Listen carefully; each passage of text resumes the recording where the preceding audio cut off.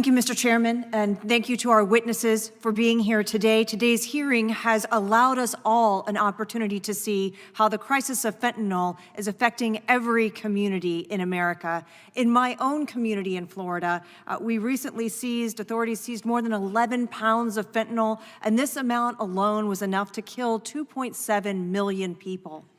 Agent Maltz, I'd like to return to your testimony. As a former federal prosecutor, I recognize the critical work that DEA agents are doing every day across America to fight the cartels and to keep America safe.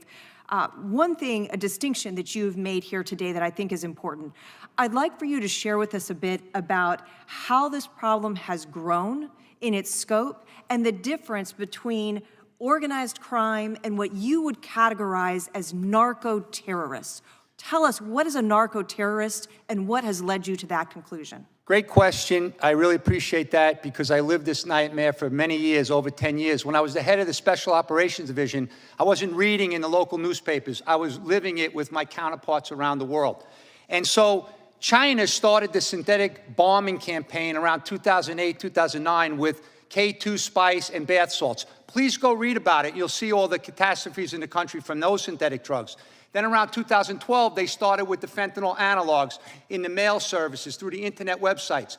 Then they started sending pure fentanyl to Mexico. They also started, of course, for years, they've been sending precursor chemicals to make methamphetamine. That's why we have tons of methamphetamine in the country. We didn't even talk about that today. That's another whole hearing.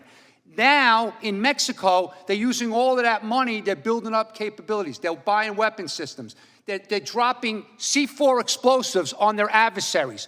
I went down to the border, and there were 9,000 drones coming into America surveilling our brave men and women in Border Patrol. This is unacceptable. We're at war with the cartels, but we're still treating it like they're drug traffickers. They're not drug cartels. Please stop saying drug cartels. They're narco-terrorists like we've never seen. They run the country in Mexico. They intimidate. They corrupt. They are slaughtering people, chopping off heads, dismembering bodies. And they have arsenals. They have weapons that we don't even have, in certain countries around the world. So they have evolved. Everything's evolving. And the problem is the government is still using old talking points. This is not grandpa's opioid crisis. Okay, the pills, that's years ago. Yes, kids got addicted because of Big Pharma. Somebody said that. And Big Pharma never got held accountable because it's all about the money. Now, the cartels and China are the focus of our problem, so we need to deal with them. So, Agent Maltz, in light of that changing landscape, in light of the escalation of the severity of this type of organization, how does that change what you need and what we should be doing here in Congress to equip DEA and your law enforcement partners to fight this fight? DEA needs resources, but so does all the agencies as far as manpower. You know why? A lot of them are quitting. They're running away. They're getting jobs in the private sector because they're sick and tired of lack of action. And the boss of the DEA right now, she's running around with a one pill can kill campaign, spreading awareness like we've never seen. I go back to this committee can ask the Department of Education, what are they doing? And why is CDC not putting out timely and accurate stats on the greatest crisis to the history of this country? What's the answer to that? Because as a taxpayer, I'd like to see the CDC director, because she's already fell on the sword on the lack of reporting on COVID and the inaccuracies. How's that acceptable with all the technology we have? There's no consistency across the country. The guy in Kings County, Washington, talked about no cooler space. They're not trained. They don't have the technologies. So there's a lot of accountability that needs to be brought to the table in this town. But the DEA, they're going to continue to fight, just like Homeland Security, the FBI, ATF, the Marshals, because they get paid to save lives. The problem is it's much bigger than DEA and the law enforcement now. That's why we need to consider other options with the great patriots that work behind the scenes that could do some real good devastation. They could decimate the production labs. Why is that a bad thing? Decimate chemical production labs. And I wish there were more people over here that would listen to this, but they're not interested.